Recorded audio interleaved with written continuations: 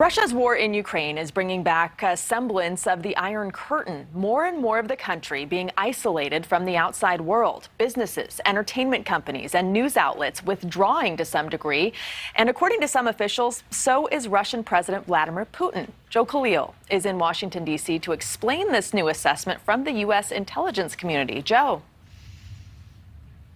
Yeah, good morning, Ruta Bay. And so the assessment on him is that he's angry, he's embarrassed that the invasion's not going as he thought, and that he's isolated, meaning there are not a lot of voices of reason around him that can get through to him and maybe convince him to scale back for the sake of peace. The fear is that with these emotions, he's only going to get more aggressive and double down on what we've already seen.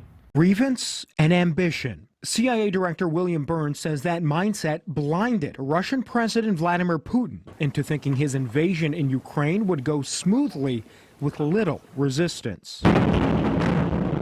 What's worse?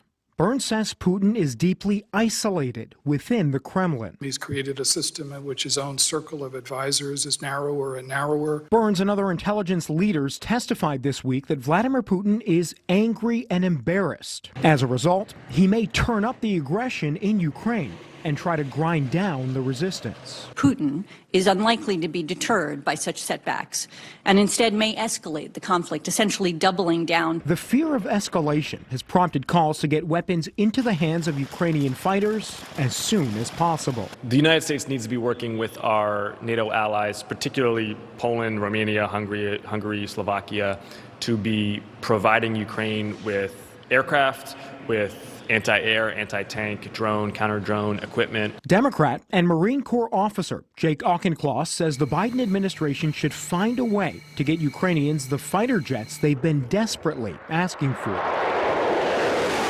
With Putin isolated, his forces bearing down, Ukraine native and Republican Congresswoman Victoria Spartz says there's no time to waste. Unfortunately, our government has not been known for being quick. Hopefully, people understand that actions is more important than talk.